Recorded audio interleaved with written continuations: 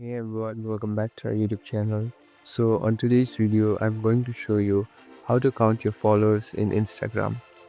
So let's begin. First of all, open your Instagram application. Here on the bottom, click on this profile icon.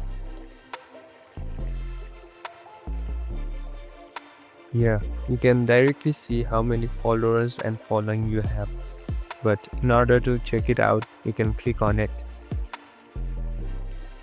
So here, as you can see, I just have one follower and two following. So this is the way you see how much follow you have and how many following you have in your Instagram account.